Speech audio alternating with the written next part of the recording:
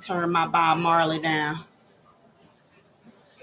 Hey, everyone. It is so good to see you on this fine Saturday here in the mighty Midwest, the heart of the country. It is 3:12 p.m. and I am about to fry some green tomatoes.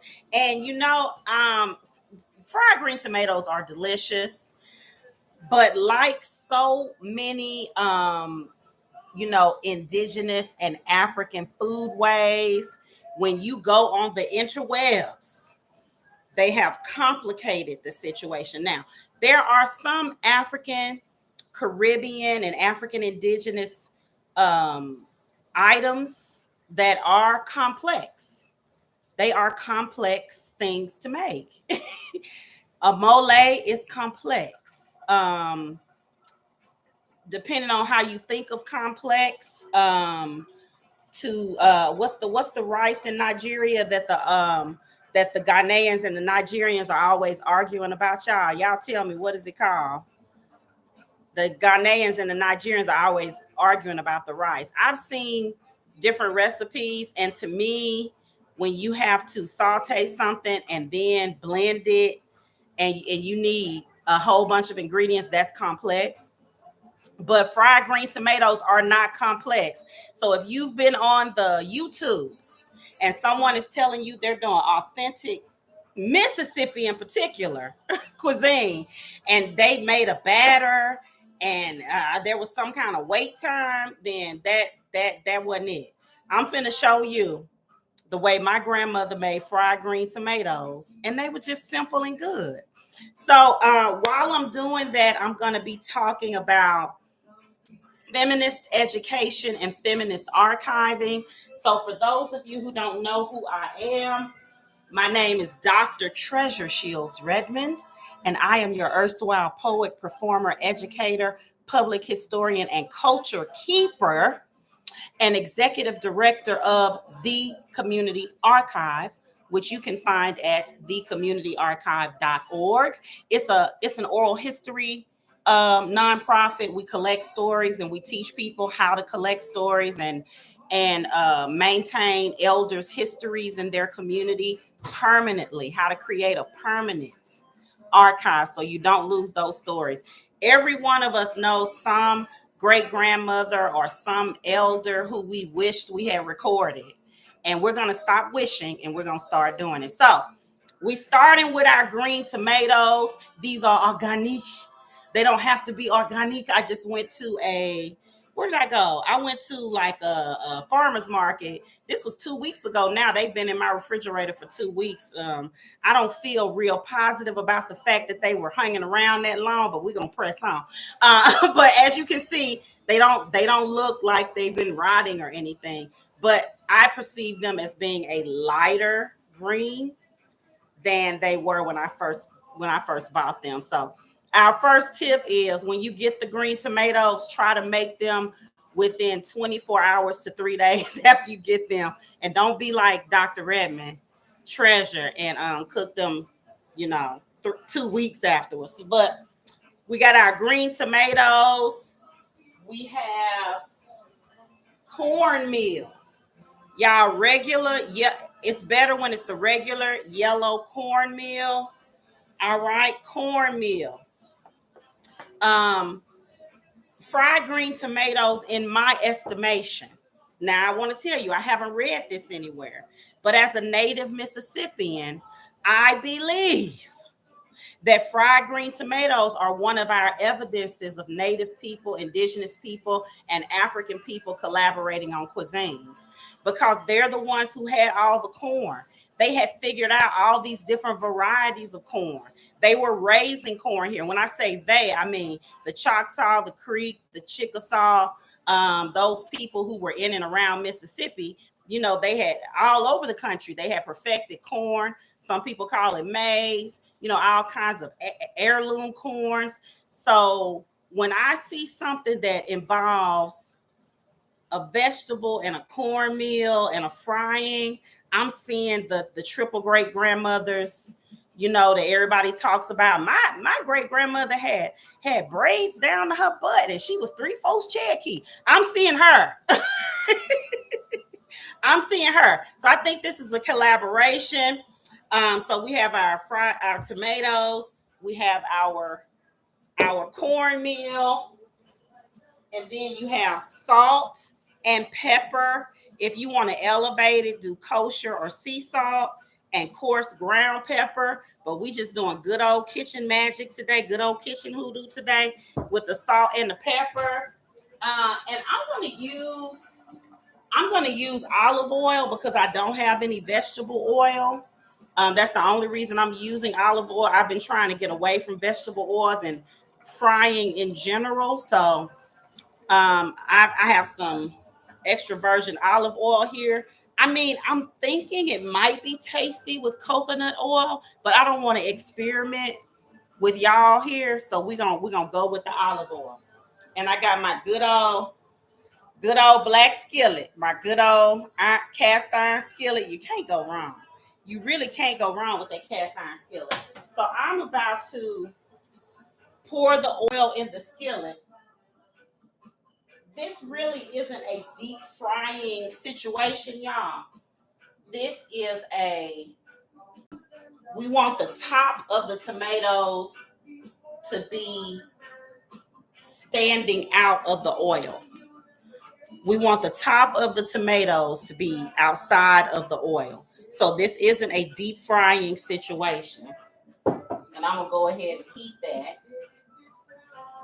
I feel like I should get y'all lower because y'all can't see. Y'all can't see what I'm doing. So let's see. Let me try lower. Maybe that'll be a little better. I'm over here listening to my Bob Marley. I mean, y'all can kind of see the oven a little better. I just felt like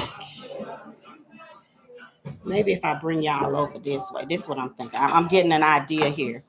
But while I'm moving y'all around so y'all can see better, I also wanted to talk about why what I do and the class that I'm offering about preserving your elder stories is feminist in nature. What makes it feminist?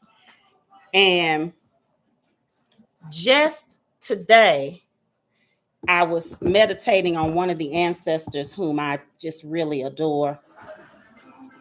And oh crap. Y'all forgive me. I'm trying to. There we go. Okay. Cooking show. So I was meditating on one of the ancestors who I really adore, and her name was Mrs. Fannie Lou Hamer. So Mrs. Fannie Lou Hamer, and let me wash these tomatoes. Mrs. Fannie Lou Hamer.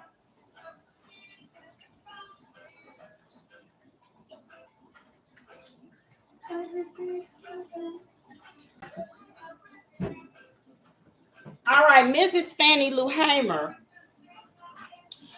was someone who was a Southern woman from Sunflower County, Mississippi, who rose to become a general in the civil rights movement. She sat at war council with Dr. Martin Luther King, and she is the reason that Mississippians can vote in peace today. Now, of course, we can have another more complex conversation about gerrymandering and how they've been working hard to push all that back.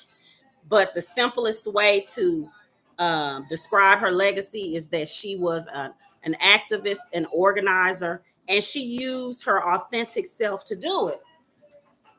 So one of the tools that Mrs. Hamer used was her singing voice. She used her singing voice in order to transmit information. So Mrs. Hamer would be out in front of an audience, and she would say, I woke up this morning with my mind stayed on freedom. Woke up this morning with my mind That's what Mrs. Hamer would start off singing, right? Now, she knew that in her church, that the song's original lyrics were, I woke up this morning with my mind stayed on Jesus. I woke up this morning with my mind stayed on Jesus. So she already was tapping into previous knowledge. And my first degree is an English education degree because I was trained to be a teacher at Jackson State University. And with every lesson plan, they taught us to tap into previous knowledge, right? Because when people feel like, okay, I'm somewhat familiar with this topic, they're less scared of learning something new.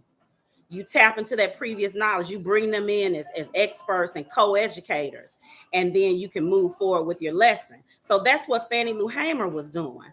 She was taking a melody they already knew and then overlaying over revolutionary ideas.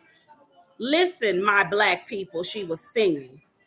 If you wake up in the morning determined to model what we've been taught is the best thing about Jesus, then you also need to wake up in the morning modeling your freedom because Jesus would want that.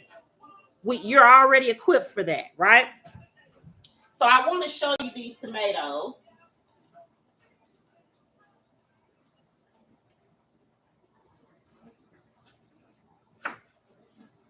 Show you these tomatoes and the width. So as you can see with the width, I'm going to say that these are a third of an inch. They're a third of an inch, close to a centimeter, a little more than a centimeter in width, right? So you take those tomatoes, putting my hand over my heat, and you cut them up, right? And then you need to put salt and pepper on one other thing I didn't mention. Here's something that I'm going to shake them up inside of when I cover them in the cornmeal. I'm using a plastic bag. I wanted to use a paper bag because I like to be sustainable. But when I got my paper bags from under the sink, I could tell they had gotten wet and then dried. And that was grossing me out. I can't be putting my food in that. So we're going to salt and pepper these maters. My grandmother used to say maters and taters.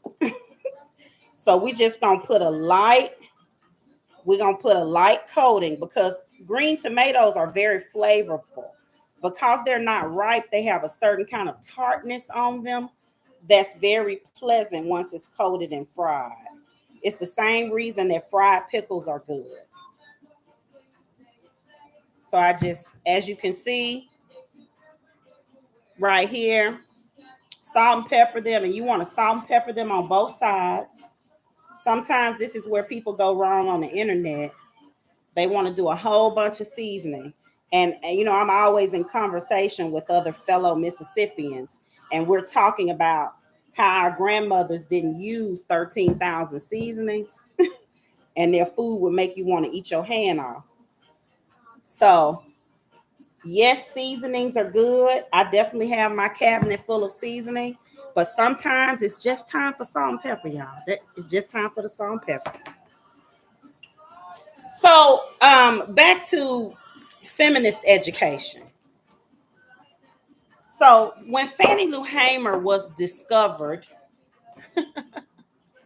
when she revealed herself to the young activists who were with the Student Nonviolent Coordinating Committee, or SNCC, SNCC. They came down in the early 60s to help organize in Mississippi. Folks were not being allowed to vote, so they came down to help the population agitate and receive what Fannie Lou Hamer called first class rights, become first class citizens. So I salt and peppered these green tomatoes that I cooked. I put some cornmeal in the bag, and now I'm closing up the bag. Let me move this out the way. Putting my hand over that oil. Just filling that. What do I have it on? I'm gonna turn the oil up just a little bit to 5. So I guess I have the oil on medium heat because it's a thin sliver of oil, and I have it on medium heat. So they came down, these activists came down. And so these were incredibly brilliant young people, one of whom was the great, dearly departed Kwame Ture, FKA, formerly known as Stokely Carmichael. Stokely Carmichael was a child of Caribbean immigrants, and he had gone to Bronx Science High School. So he already was an elite intellect, even as a child. And then he transitioned to Howard, which you know is Black people's elite and selective institution.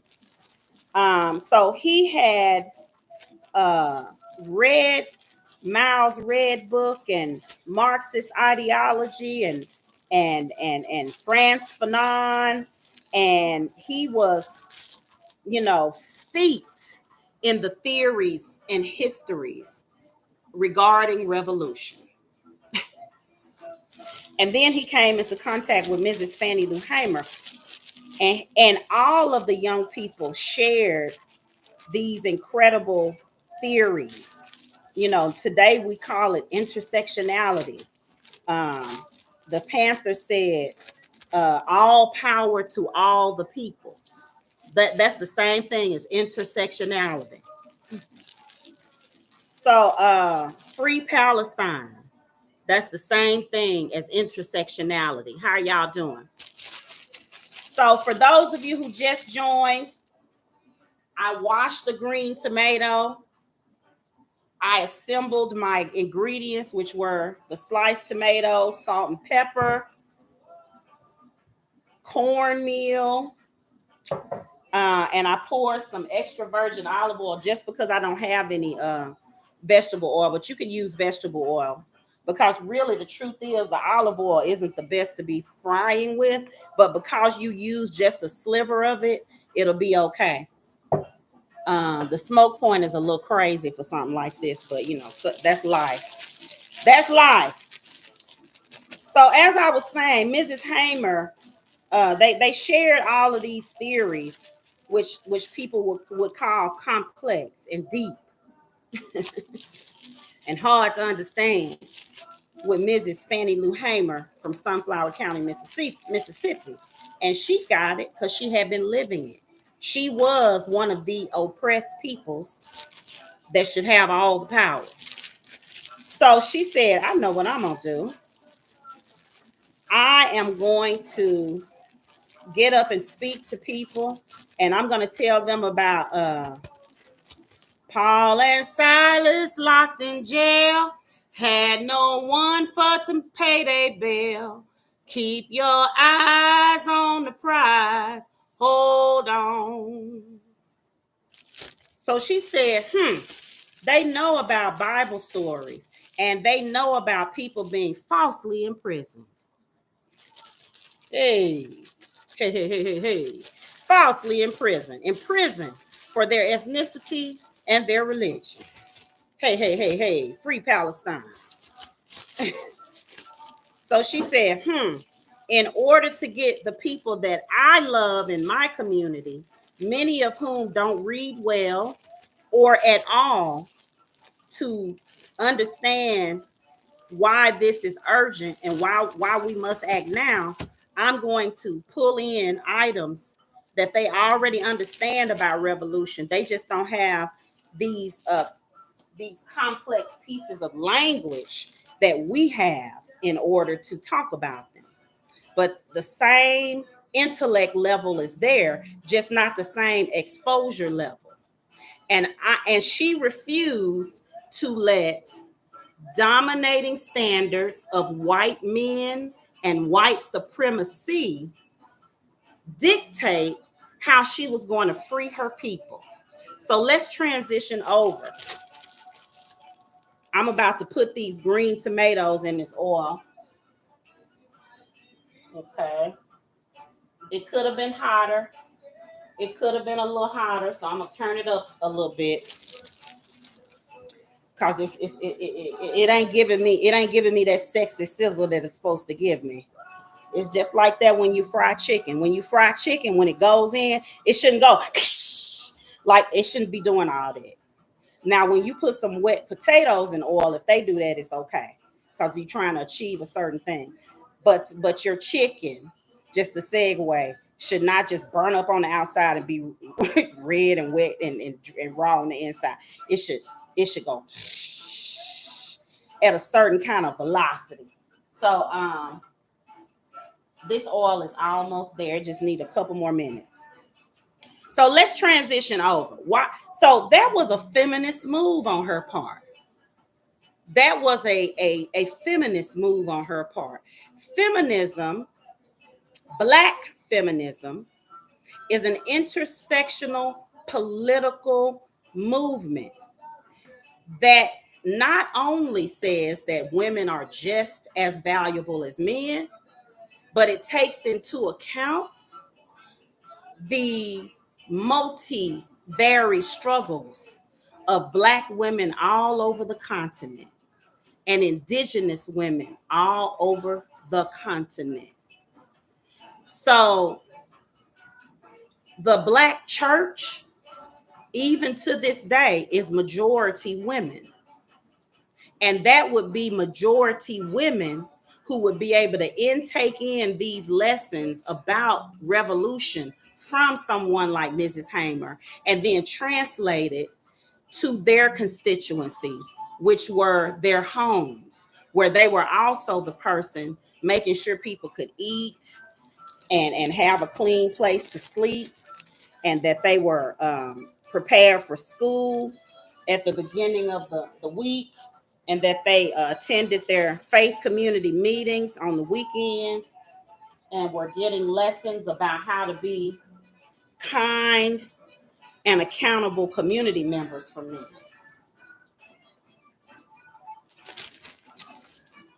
So, transitioning over to what I do, one of the ways in which my archival practice is feminist is that I do not allow white men or white supremacist standards to dictate what I call an archive. Hey, she preaching today over these tomatoes.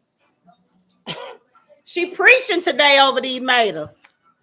All right, so this is what the tomato. So as you all can see, it's looking pretty dry on the top. They're not fully paused because you weren't using the app. I am using the app. All right, so I'm trying to make sure that the folks on the oh, there you go. I'm trying to make sure that everybody can see these tomatoes. So as you can see, they're very dry on the top because this oil is that it's not a deep frying situation, y'all. Now, you might have gone to a restaurant and had their fried green tomatoes, and maybe they did put them in a batter where it's damn near more batter than food. I don't care for that. I like what I was raised with. And what I was raised with was the tomatoes fried like this. They even smell good already. So, in my version of archiving, where I teach people how to preserve their community stories and their elder stories, I don't let standards dictate what I call archiving. Now, for some people, when they think of an archive, they think of dusty stacks in the back of a library where somebody with an MLS degree, master in library science, hands you a fresh pair of white gloves, and then you sign a ledger saying that you're going to pull out T.S. Eliot's box of papers, and you sit back there with your gloves on, gingerly pulling out the items and taking your notes or using no flash photography to take pictures, and then uh, you know, replace those items or you leave them there. You let the librarian know that you're done, and then you walk out and you've gotten what you needed from that community story or that community elder who's passed on. Now, the process I just described is not accessible to poor, and working class Black folk. It just isn't. So many Black people's communities, and I'm thinking about East St. Louis, the library is a contingent space. People have made the library inaccessible to them. The funding is off, is open, is not open. The training is off. People have taught those in leadership that to treat to patrons like they should feel lucky to be there. Um, it's just a mess. So, what I am advocating is for us to have archives that are not tied to white institutions or white funded institutions and our own institutions. So, the first way we can do that is to create a podcast from Grandmother's Stories. You can use your phone to create the podcast. And I just started to smell the potatoes, so I need to flip them over. Let me flip them over with this wood spatula. Oh yeah. Oh yeah, that's beautiful. I'm gonna show y'all over there on YouTube in just a second, but this is gorgeous. I could smell that they were ready to be flipped. Bird flipping. All right, so now the folks over there got to see what the tomatoes look like, and let me show y'all. See, y'all see the tomatoes? There you go. So using placing audio up somewhere where people can hear it democratizes the process because everybody has a phone all over the world. When I went to Tanzania, that's how everybody paid for everything, using mobile pay device. And the phone was just very important. Another thing that I'm advocating for is that Black people create their own interpretation and historical societies, very much like what we see at the Greenwood site, or it's popularly known as Black Wall Street in Tulsa. I haven't been there in person, but I have stalked it in every way virtually I can, and I'll be getting there soon. They have an interpretation center with great exhibits. And this is Black owned and Black run. Of course, the city of Tulsa set aside some money for it because why not? They the ones who blew up the place. So they needed to set aside some money for it. So I am an advocate of that. I am also an advocate of looking at the word archive in its various expressions artistically. So I believe it's Eve Ewing, the poet out of Chicago, who wrote the book 1919, which is all about a race massacre in Chicago, her beloved Chicago. I call that an archive. My poetry book about Fannie Lou Hamer, I call that an archive. Tyemba Justice's poetry book about Lead Belly, I call that an archive. Not just Alan Lomax's recordings of our foundational blues performers, but also the inspired artworks I call an archive, because everything that your life and your talent creates becomes your life's institution, your life's archive, right? So I would like for all of the young people to have a handheld recorder uh, outside of their phone.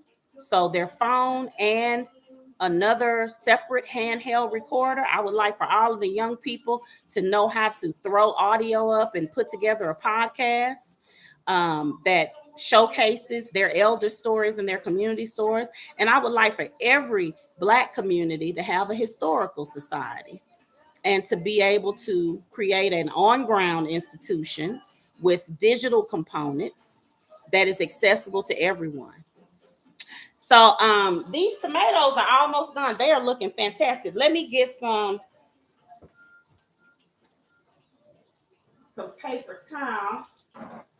The paper towel here.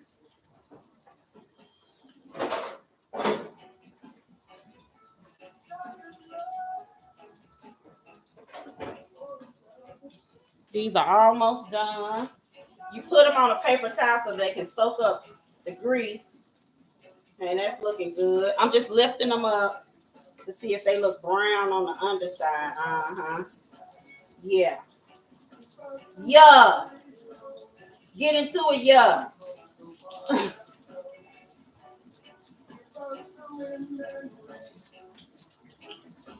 All righty then.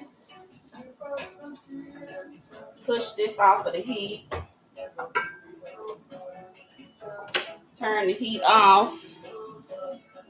All right, so I'm gonna sit right here and let those cool off before I take a bite on camera. You know you have to take a bite on camera, y'all. You got to do that. Ooh. So you guys give me some comments, give me some connections. Before we end this video, what are your questions, comments, or connections? I would love to hear from you.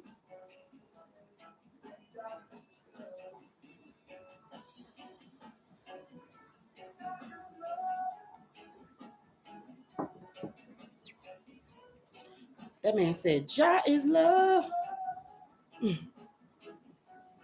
Ooh, this is hot.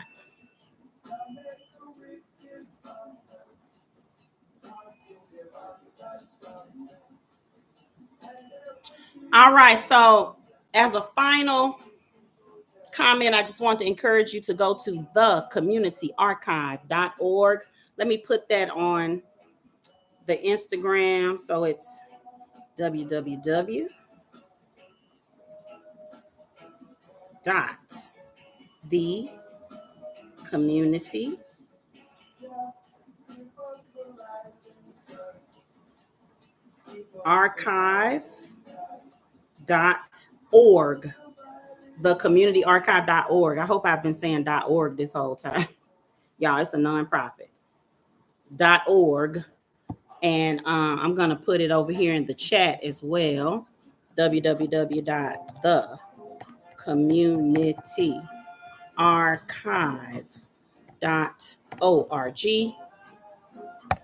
Enter. All right, so let me. This is still a little too hot to bite into, but I got to do it on camera, of course, right? Y'all got to know how delicious everything is. So here is a fried green mater. Ooh, Oh yeah. Oh yeah. Yeah. That's it. Y'all have a blessed rest of your Saturday.